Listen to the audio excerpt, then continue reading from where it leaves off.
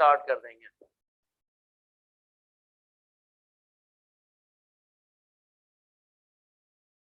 देखिए आउटलाइंस के अंदर मैंने कुछ चीजें आपके साथ जो शेयर की थी उस लास्ट क्लास में, अगर कुछ दोस्त हमारे आ जाएंगे जिन्होंने लास्ट क्लास अटेंड की थी, calculus and analytical geometry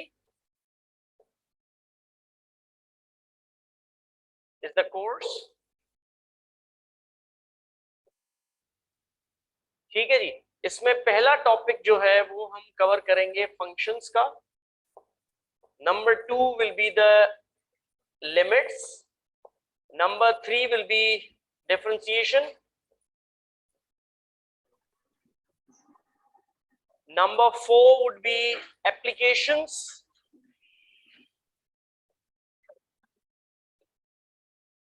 Of differentiation. Number 5 will be integration.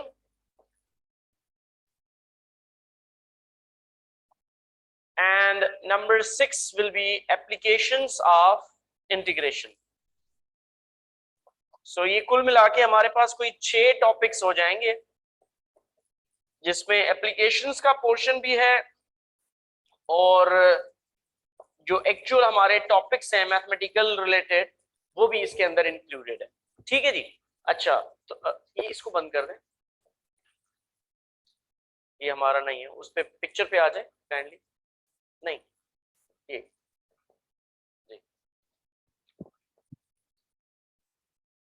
ठीक है जी।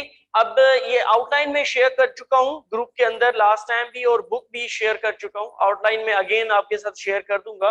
मेन टॉपिक्स ये हैं, ऑब्वियसली इनके फिर सब टॉपिक्स आएंगे, इनके अंदर छोटी छोटी और चीजें होंगी जिनको हम कवर कर रहे होंगे। मसलन अगर हम डिफरेंशिएशन की बात करें तो डिफरेंशिएशन के डिफरेंट रूल्स एंड रेगुलेशन है। ठीक है जी, उनके बुनियादी रूल्स हैं, फिर उनकी कुछ एडवांस मेथड्स हैं, उन सारी चीजों को हम कवर कर रहे होंगे। सिमिलरली अगर इंटीग्रेशन की बात की जाए तो इंटीग्रेशन के अंदर भी हम यही कुछ करेंगे। इंटीग्रेशन बेसिक कैसे होती है, फिर उसके एडवांस मेथड्स क्या हैं, किस तरीके से वो काम करते हैं। इंटीग्रेशन बाय पार्ट्स हो गया, पार्शियल फ्रैक्शंस हो गए इसके अंदर, और डिफरेंट फंक्शंस के डिफरेंट इंटीग्रेशंस किस तरह से किए जाते हैं। इन सारी चीजों की हम बात इंशाल्लाह इन टॉपिक्स के अंदर करेंगे। तो ये जो 6 टॉपिक्स मैंने आपके सामने लिखे हैं, इन 6 टॉपिक्स को you can consider the chapters. ठीक है, मतलब in a nutshell I am trying to tell you कि ये हमारे पास कोई 6 चैप्टर्स हैं इस कोर्स के अंदर। ठीक है, अब इनको अगर डिवाइड किया जाए तो कम से कम ऐसा होगा कि 3 इसमें से मिड टर्म तक होंगे और 3 मिड टर्म के बाद होंगे। यू नो माइंडसेट ये है कुछ इस तरीके से, but it can change as well depending upon, क्योंकि मेरा मेथड हमेशा शुरू से यही रहा है कि जो स्टार्टिंग की क्लासेस है उनको थोड़ा स्लो रखता हूं मैं, क्योंकि स्टूडेंट्स भी नए आ रहे हैं, कोई अटेंड कर रहा होता है कोई नहीं कर रहा होता है, प्लस सब्जेक्ट के यूज टू होने के लिए आपको थोड़ा टाइम रिक्वायर्ड होता है। So that is why I try and do one thing के स्टार्टिंग में थोड़ी स्पीड नॉर्मल रखी जाए, या ज्यादातर नॉर्मल से भी थोड़ी स्लो स्पीड होती है। रीजन ये होता है कि आपको जो बेसिक्स हैं उस पर्टिकुलर कोर्स के, उनके आप यूज्ड हो गए। जब आप यूज्ड हो गए फिर स्पीड उससे डबल भी हो गई तो आपको परेशानी नहीं होगी। बट अगर मैं शुरू से ही एक सर्टेन पेस पे चला जाऊंगा तो आपको कैचअप करने में बहुत मसला होगा। ठीक है, तो इसको इस तरीके से लेके चलेंगे हम। और फिर ये देखें ट्रेड ऑफ है, अगर शुरू में हम स्लो चलेंगे तो आखिर में हम स्पीड पकड़ेंगे, बट अगेन वो स्पीड ऐसी होगी कि आपको फील नहीं होगी कि अब ये ज्यादा टॉपिक्स हो गए या कम टॉपिक्स हो गए। ठीक है जी, तो ये हमारे पास टॉपिक्स हैं। टॉपिक्स में आपके साथ शेयर कर चुका हूं, जूम पे जाइएगा। अच्छा, इसके अलावा मैंने चंद चीजें और बताई थी जिसमें हमने कहा था कि इनकी एवेल्युएशन किस तरह से हम करते हैं। एवेल्युएशन से मतलब ये है कि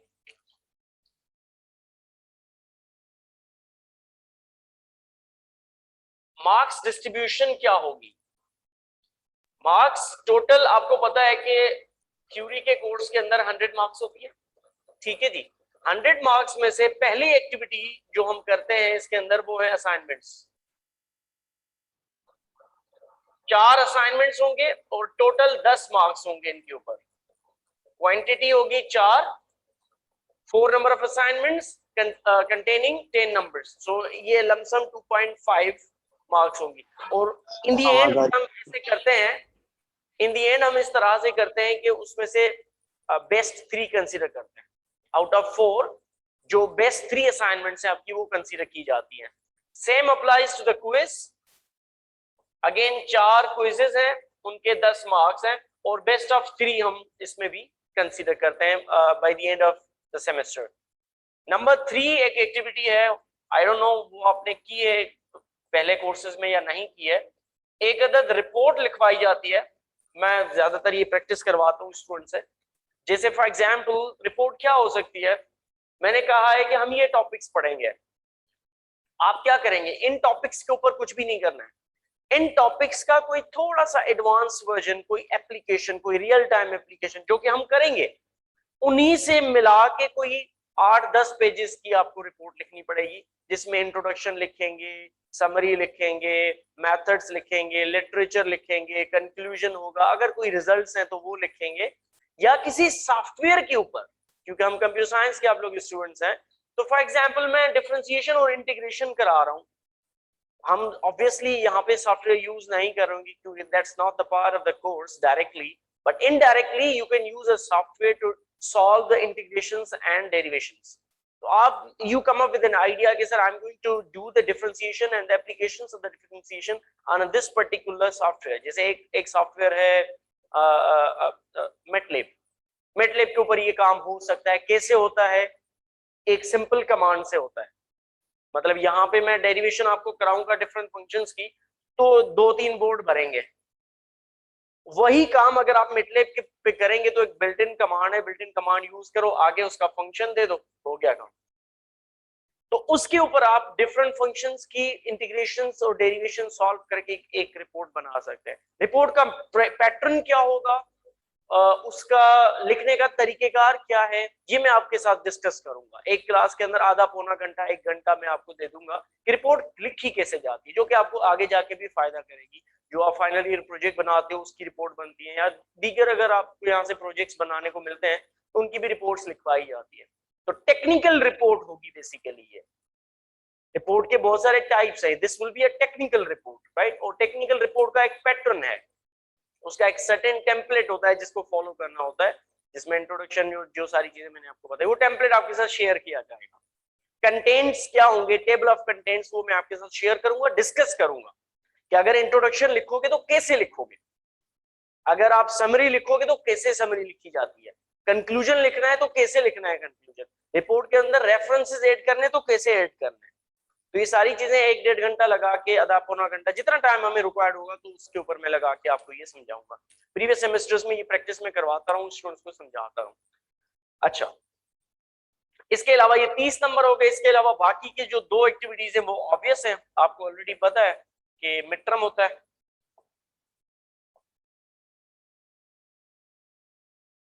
20 मार्क्स का, और फाइनल एग्जाम आपका हो जाएगा 50 का।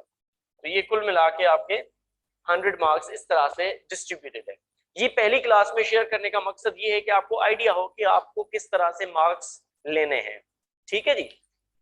अच्छा, असाइनमेंट्स 2 मिड टर्म से पहले होंगी और 2 मिड टर्म के बाद। इसी तरह से क्विजेस भी 2 मिड टर्म से पहले और 2 मिड टर्म के बाद। अमूमन ऐसे करेंगे कि 4-4 हफ्तों में डिवाइड करेंगे हम। फॉर सपोज 3rd वीक में मैंने असाइनमेंट 1 दिया और 4th या 5th वीक में क्विज 1 ले लिया हमने, फिर इसी तरह से 6th या 7th वीक में असाइनमेंट 2 दिया और 7th या 8th वीक में हमने क्विज 2 ले लिया। तो इस तरह से हम इसको डिस्ट्रीब्यूट करेंगे depending upon topics as well. For suppose कोई टॉपिक हमारा जल्दी खत्म हो जाता है तो उससे असाइनमेंट देना है तो पहले ही दे दूंगा, और अगर टॉपिक थोड़ा लेट होता है तो हो सकता है असाइनमेंट का वीक आगे पीछे हो जाए, but that's not the problem, right. Now दूसरी चीज ये है कि ये बताना बड़ा जरूरी है और मेंशन करना बड़ा जरूरी है कि मैथमेटिक्स का कोर्स है, it is an obvious thing, और हमारे स्टूडेंट्स आई डोंट नो वो थोड़ा घबराते हैं मैथमेटिक्स से। आई डोंट नो कि आप, होपफुली आप में कोई इस तरह के स्टूडेंट्स नहीं होंगे, but if there is somebody तो मैं उसके लिए एक टिप बताना चाहता हूँ।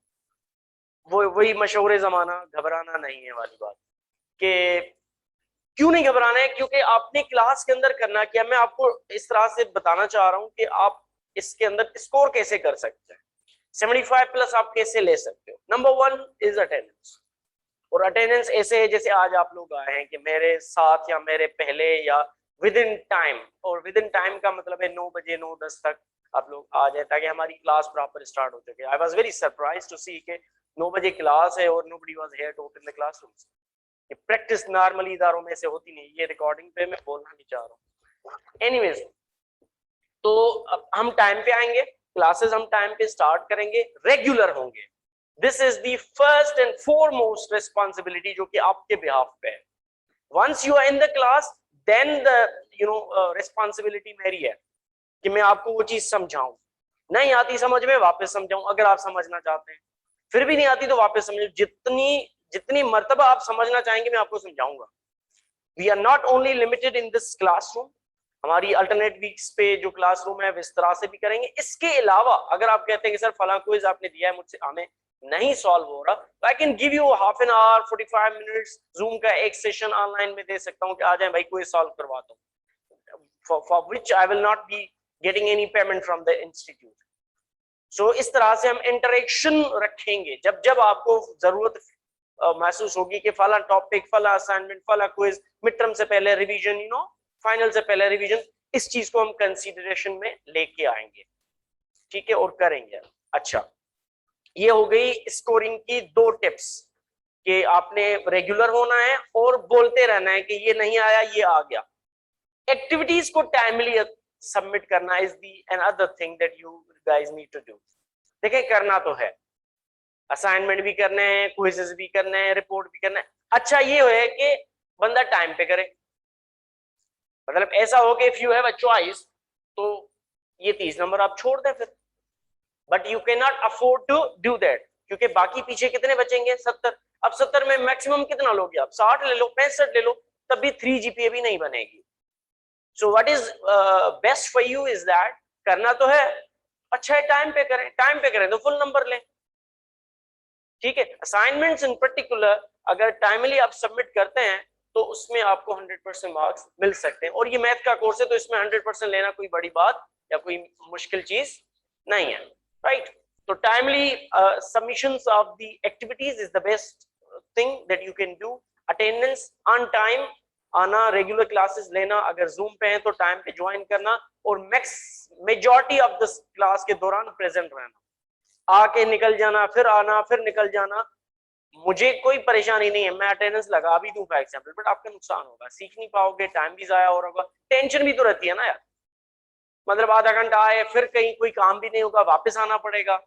तो अच्छा है कि वो डेडिकेटली वो टाइम आप इसमें लगा ले। बेस्ट थिंग इज कि ये मॉर्निंग की क्लास है तो हम सब फ्रेश होंगे ज्यादातर, although it's a Sunday I know that, but still, ठीक है। अच्छा ये हो गई बातें आपकी क्लास पार्टिसिपेशन की हो रही है। अब आ जाते हैं पेपर्स के ऊपर, मिड टर्म एंड फाइनल के ऊपर, जो कि जिससे ज्यादा घबराया जाता है अमूमन, क्योंकि मैथ का कोर्स है, जाहिर सी पता नहीं होता कि यार पता नहीं कौन सा सवाल आ जाए, क्योंकि डोमेन इसका बहुत बड़ा है। डोमेन में अभी समझाने लगा हूं फंक्शन में कि क्या होता है। डोमेन कैसे बड़ा है कि डोमेन किस चीज को कहा जाता है कि कहां से आप कोई चीज इनपुट ले सकते हो। Domain is basically the input.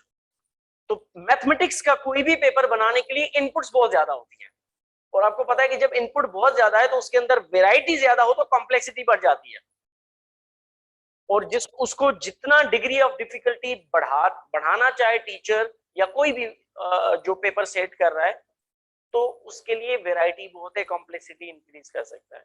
But rest assured कि मेरा जो तरीकेकार है as far as paper setting is concern, जो कि मैं खुद बनाऊंगा, खुद चेक कर रहा हूँ ऑब्वियसली क्योंकि मैं पढ़ा रहा हूँ, उसमें पहली चीज ये होती है कि जो क्लास वर्क है, क्लास वर्क से मतलब ये है कि इन टॉपिक्स में से जो मैंने पढ़ाया है पेपर उसी से रिलेटेड होगा, आउट ऑफ द ऑर्डिनरी आपको कोई चीज नजर नहीं आएगी। अगर आप क्लासेस में रहे हैं तो आपको पेपर ऐसा लगेगा कि नहीं ये वही है जो कि क्लास में किया है। बट अब ये नहीं हो सकता अगर मैंने क्लास में करवाया है a+b² तो मैं दे दूं पेपर में भी a+b²। ऑब्वियसली इसके अंदर कुछ ना कुछ चेंजेस में कर सकता हूं, मैं लिख लूं इसमें x+y², ये भी चेंज है एक किस्म का। सो एक सर्टेन काइंड ऑफ चेंज या मॉडरेशन एक पर्टिकुलर क्वेश्चन के अंदर आपको नजर आएगी, but the nature of solution would be the same. Method जो होगा उस क्वेश्चन को सॉल्व करने का वो वही होगा जो कि क्लास में कोई पर्टिकुलर क्वेश्चन करवाया होगा। सो हमारा जो माइंडसेट होगा यहाँ पे पढ़ने का वो होगा मेथड को समझना। टारगेट किसके ऊपर है, ये नहीं है कि सर ने a plus B whole square कराया कि मैं इसको याद कर लूं, बस मैं इसी को समझ लूं। a plus B whole square पे फोकस करने से ज्यादा बेहतर ये होगा कि a plus B whole square को जो सॉल्व किया गया है उस सॉल्यूशन का मेथड क्या है उसके ऊपर फोकस करें। इट्स लाइक जैसे कैमरा होता है ना कि आप अगर 100 लोग बैठे हुए हैं तो 100 के 100 को अगर मैं एक ही फ्रेम में दिखाता रहूं तो इट डजंट मेक सेंस। उसकी फ्रेम्स हम चेंज करते हैं कि पहले एक फ्रेम में सब दिखा दिए, फिर हम क्या करते हैं डिफरेंट पोर्शंस को हम फोकस करते हैं या डिफरेंट इंडिविजुअल्स को फोकस करते हैं। कवरेज इस तरीके से दी जाती है, राइट।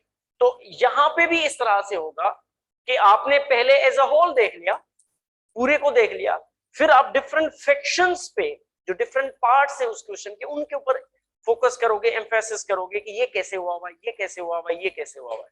इससे क्या होता है, अगर आप क्वेश्चन को मैथमेटिक्स के किसी भी कोर्स के अंदर और किसी भी टॉपिक के अंदर और किसी भी क्वेश्चन के अंदर, if you have an ability to break it down, एक क्वेश्चन है बाजार नजर आ रहा है कि 2 बोर्ड भर गए, 4 पेजेस भर गए, बाजार ऐसे नजर आ रहा है, मगर अगर यू आर एबल टू उसको आप अगर सेपरेट कर सकते हो, डिस्टिंग्विश कर सकते हो कि यार ये पहला वाला पोर्शन अजम्पशन का है, दूसरा वाला पोर्शन अभी मेथड को या उस पर्टिकुलर फार्मूला को सेट करने का है, बीच वाला पोर्शन पुरानी अलजबरा है, एक्स स्क्वायर वाई स्क्वायर है, और आखिर में जाके इसको सम कर रहा है, तो आपको फ्रैक्शंस करने के बाद पता लगेगा कि मुझे किस पार्ट में मसला है।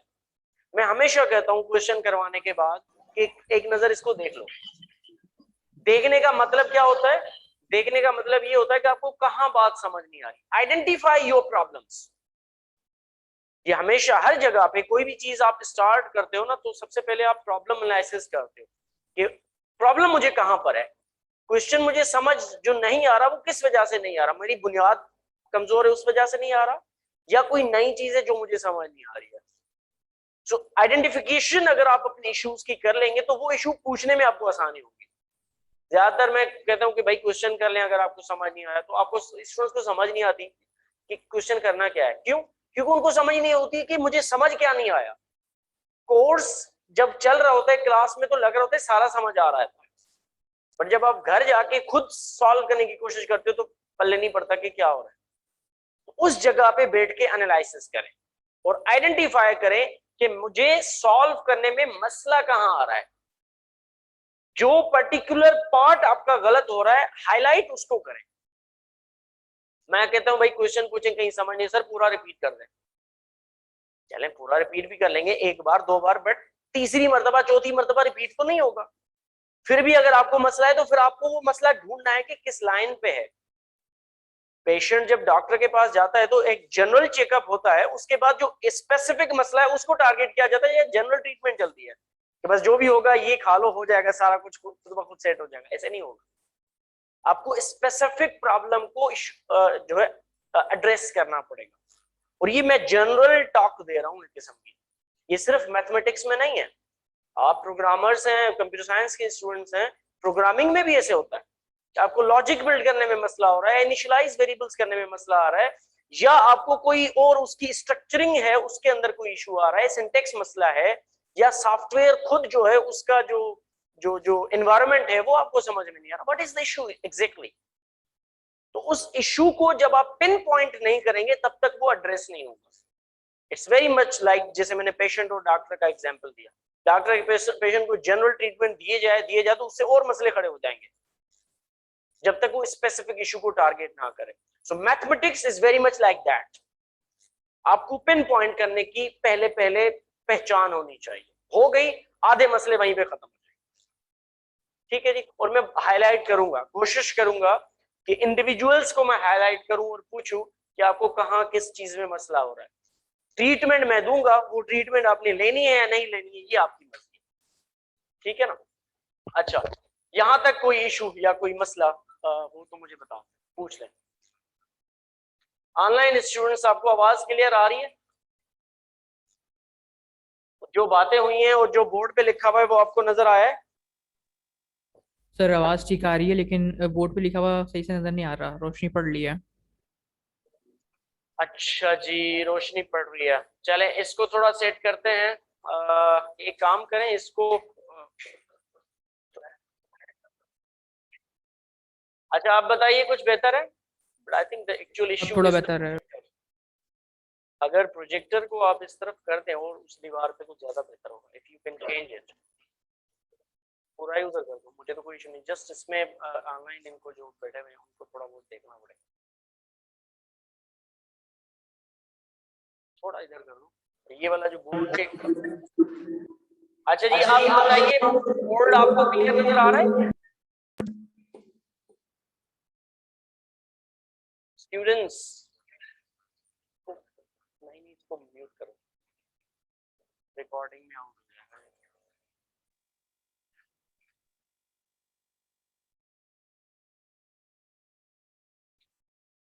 अच्छा आप बताइए, बोर्ड आपको क्लियर है या लाइट्स और ऑन करने की जरूरत है हमें? तो सर अब बेहतर है पहले से। बेहतर है पहले से। चले अब देखें, इसके ऊपर मैंने टॉपिक्स लिखे हुए हैं, उसके अलावा मार्क्स डिस्ट्रीब्यूशन लिखी हुई है। ये दोनों चीजें मैं समझा चुका हूँ और किस तरह से कब क्या होगा वो भी बता चुका हूँ मैं। ठीक है, तो इसको नोट डाउन कर लें आप अपने पास, या स्क्रीनशॉट लेना चाहते हैं तो स्क्रीनशॉट ले लें इसका। अच्छा, इसके अलावा मुझे ये बताइए, जो ऑनलाइन स्टूडेंट्स बैठे हुए हैं इनमें कोई नॉर्थ कैंपस का स्टूडेंट है जो ऑनलाइन अटेंड कर रहा हो? Anyone from the north campus?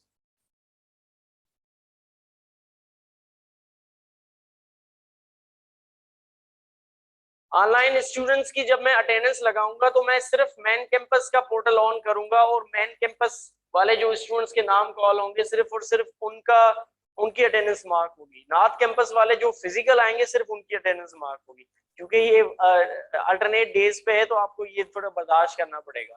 जब फिजिकल है तो फिजिकल आना पड़ेगा और जब ऑनलाइन है तो ऑनलाइन आना पड़ेगा। ये आपको you have to deal with it, right? अच्छा जी, ऑनलाइन स्टूडेंट्स मुझे ये भी बता दीजिए कि लास्ट क्लास में आप लोगों में से कौन कौन प्रेजेंट था?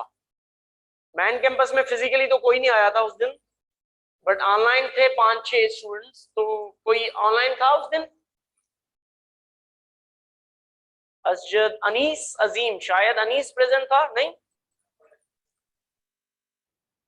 अनीस प्रेजेंट था अगर तो फिर अनीस नॉर्थ कैंपस का है, मैन कैंपस का नहीं है। अच्छा अच्छा अच्छा, चलें ठीक है।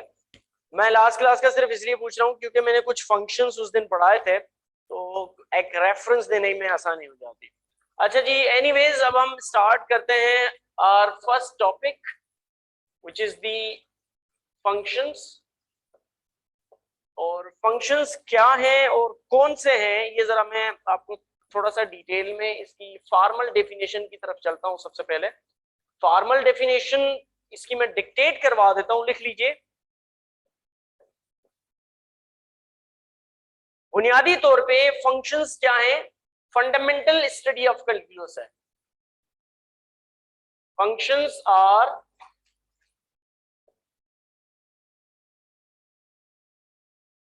फंडामेंटल, बुक में लिखा हुआ है but still I want to make sure कि आपके पास लिखी भी होनी चाहिए कॉपी के अंदर, लिख लें। Functions are fundamental to the study of calculus. इसका सिंपल मतलब ये है कि फंक्शंस उसकी कैलकुलस की एबीसी है। जब आप कैलकुलस पढ़ने जाते हैं तो फंक्शंस प्री रिक्विजिट है कि आपको फंक्शंस आने चाहिए। रीजन क्या है? रीजन ये है कि जो हम डिफरेंशिएशन कर रहे होंगे, जो हम इंटीग्रेशन कर रहे होंगे और जो हम लिमिट्स यूज कर रहे होंगे, वो सारी की सारी चीजें अप्लाई फंक्शंस के ऊपर होती है। मतलब जिस चीज की इंटीग्रेशन होगी, जिस चीज की डेरिवेशन होगी और जिस चीज के ऊपर लिमिट्स अप्लाई होंगी वो फंक्शंस ही हैं। इसीलिए अगर फंक्शंस खुद क्लियर नहीं है तो उसकी डिफरेंशिएशन कहां से करेंगे हम। सो इट इज इंपॉर्टेंट कि एक चीज को डेरिवेट करने से पहले, इंटीग्रेट करने से पहले उसका खुद का पता होना जरूरी है। ठीक है जी, तो इसीलिए इसको लिखा गया है कि ये फंडामेंटल स्टडी है। अच्छा, फंडामेंटल स्टडी तो हो गई, मगर इसमें हम फंक्शंस में करेंगे क्या। तो फंक्शंस में चंद चीजें यहाँ पे लिखी हुई है, जैसे हम कह रहे हैं कि सबसे पहले हम देखेंगे कि व्हाट आर फंक्शंस। इस फंक्शंस के अंदर क्या पढ़ेंगे हम, what is a function, function होता क्या है। लिखा हुआ है बोर्ड इस पे, बुक के अंदर लिखा हुआ है फंक्शन होता क्या है। Number 2, how is function pictured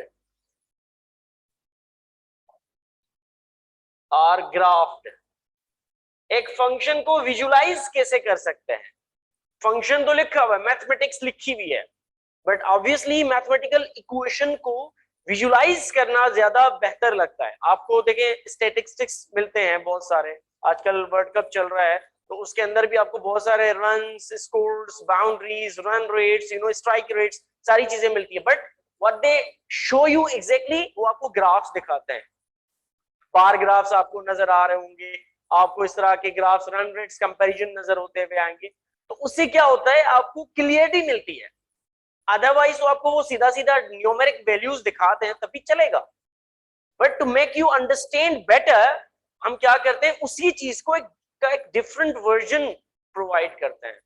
तो फंक्शन मैथमेटिकली तो लिखा जाएगा, but it is important to visualise the function in terms of pictures and in terms of graphs.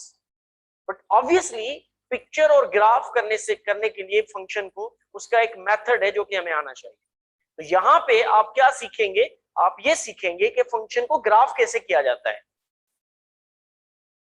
हाँ समझे। फिर वो ग्राफ 2-3 तरह से हो सकता है, हम मैन्युअली बाय हैंड कर रहे हो, या आप कोई सॉफ्टवेयर यूज कर रहे हो, एक्सेल यूज कर रहे हो, या आप ऑफिस का कोई भी टूल यूज कर रहे हो, या कोई दूसरा आपके पास ऐसा सॉफ्टवेयर डेवलप हुआ है जिसके थ्रू आप फंक्शंस को ग्राफ कर रहे हो। So we can do that. Graph के अंदर फायदा हमें ये होता है कि लार्ज चंक ऑफ डेटा, उसको हम सारे के सारे को अकोमोडेट कर सकते हैं ग्राफ के अंदर, और प्रिडिक्ट कर सकते हैं, पैटर्न को प्रिडिक्ट कर सकते हैं। मैथमेटिकली हम 10 वैल्यूज निकाल सकते हैं, 50 वैल्यूज निकाल सकते हैं, 100 वैल्यू निकाल सकते हैं, मगर उसके बाद हेक्टिक हो जाता है कि 100 वैल्यूज के आगे फिर कौन करता रहे। लिहाजा व्हाट इज इंपॉर्टेंट कि ऐसा कोई टूल हो जो कि हमें शो करवाए इनफाइनाइट वैल्यूज तक। जी मैं आज शो करवाऊंगा, आपको दिखाऊंगा, ठीक है जी। अच्छा उस पे आ जाइए, क्रूम पे आइए। अच्छा, पिक्चर और ग्राफ उसको कैसे किया जाता है। Number 3 is how to combine and transform functions.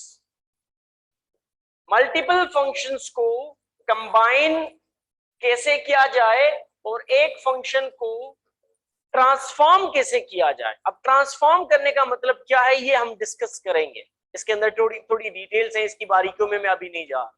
Combination आप समझ सकते हो कि there are different types of functions जिनको हम किसी तरीके से मर्ज कर रहे हैं या कंबाइन कर रहे हैं। इसी तरह से ट्रांसफॉर्म करने का मतलब क्या है कि एक कैटेगरी से दूसरी कैटेगरी में उसको लेके जाना, उसका एक स्पेसिफिक मेथड होगा। मैं हमेशा एक टर्म यूज करता हूं मैथमेटिक्स की क्लासेस में, जब जब मुझे मैथमेटिक्स पढ़ाने का मौका मिलता है, कि अपना mathematics.com नहीं चलाना है। Mathematics is about the methods. So what you need to understand is कि मेथड क्या है किसी भी चीज का। अगर आप मेथड से डेविएट कर जाएंगे तो फिर मसला है, फिर वो अपना mathematics.com की कैटेगरी में आ जाएगा जो कि एक्सेप्टेबल नहीं होगा। सो हमेशा मैंने पहले भी कहा जैसे कि मैथमेटिक्स के लिए look for the method. Method आपने अंडरस्टैंड कर लिया तो बात खत्म होगी। जैसे आपकी प्रोग्रामिंग में क्या होता है, प्रोग्रामिंग में सबसे इंपॉर्टेंट चीज क्या है, बोले logic, and logic is very much like the method. Method और लॉजिक कुछ ना कुछ कंबाइन, मतलब एक साथ बात की जा सकती है ना to a certain extent. Obviously थोड़ी डिफरेंसेस हैं, बट स्टिल जैसे प्रोग्राम के अंदर प्रोग्राम की रूह क्या है, लॉजिक है, इसी तरह से मैथमेटिक्स की रूह क्या है, मेथड है। तो इसको इस तरह से आप एनालॉजी बना के चीजों को देख सकते हैं। ठीक है जी। अच्छा जी, ट्रांसफॉर्म कैसे कर सकते हैं, कंबाइन कैसे कर सकते हैं, और क्लासीफाई कैसे कर सकते हैं, हाउ टू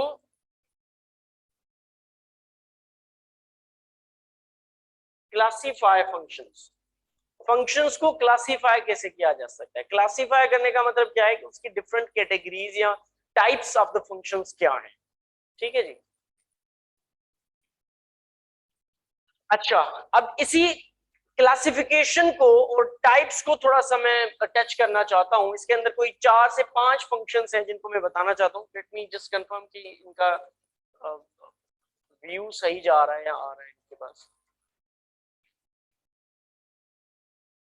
अच्छा जी, फंक्शंस के जो क्लासिफिकेशन है या जो टाइप्स हैं वो ये हो सकते हैं।